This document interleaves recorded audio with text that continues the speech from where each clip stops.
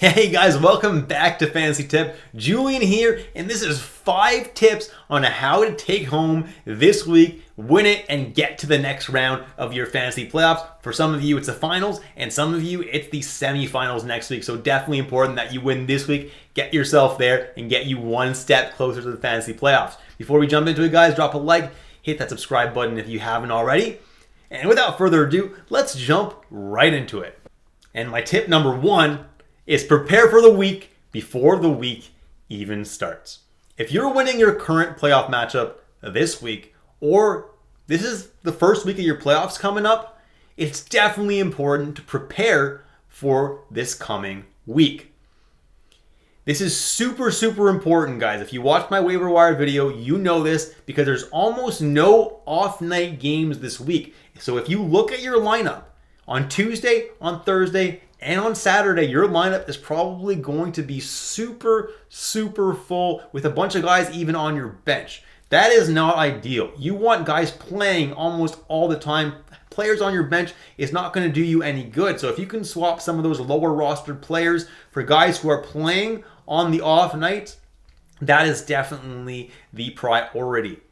Now, you need to prioritize adding Sabres and Canucks because those are the 2 teams that play on more than one off night. But if there are no good options available, add players that play on the Monday off nights. The other teams that play Monday other than Vancouver are LA, Vegas, and St. Louis. You can add those guys for Monday, maximize your starting lineup on Monday, try to build as much of a lead as possible early in the week, and then you can swap out those players later. Which brings me exactly to my second point. Swap out those players that you picked up for Monday, those LA, those Vegas, those St. Louis players that you picked up just for the Monday game, for players that play Wednesday, Friday, or Sunday off nights. Ideally, if you can swap them for Buffalo Sabres players that play both Wednesday and Friday, that would be fantastic. But at that point, I'm imagining most of the good Buffalo Sabres players are going to be taken, but you never know. Maybe guys like Greenway or Girgensons are still going to be floating out on your waiver wire, and definitely guys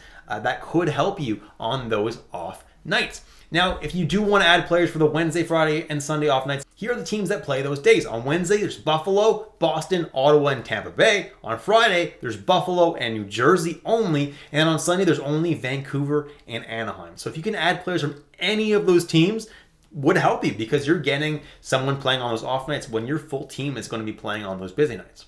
Next is my tip number 3. Drop players that you can't fit in your lineup. So if you're looking through your lineup and you're sitting on Tuesday, Thursday, and Saturday, you're benching your newly acquired Mikael Granlund. Well, why do you still have Mikael Granlund then? There's no reason to keep him on your team if you're not even going to be playing him. He's definitely going to be an easy drop for you. Even though he's playing super well, if you know you're going to be benching him those days, it's definitely more worth it to add someone who's playing on the off nights who can actually help you put up points for this week. Which brings me to my 4th tip.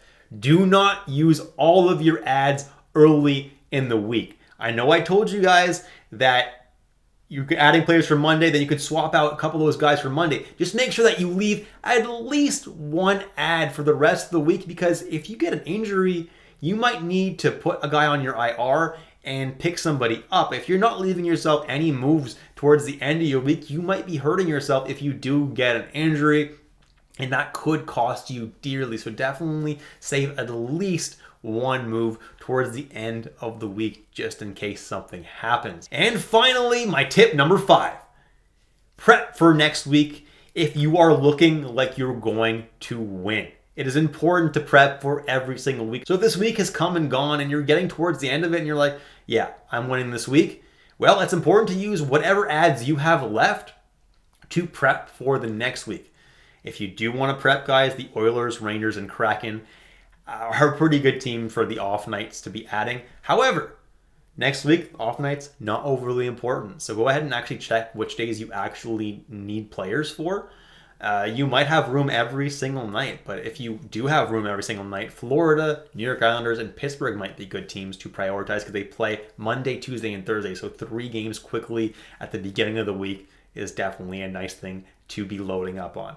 And that's it, guys. I hope you enjoyed my tips today. Hopefully this can give you a better idea of who you should be picking up, who you should be dropping. And I hope that you take home this week and move on to the next round of your fantasy playoffs, guys.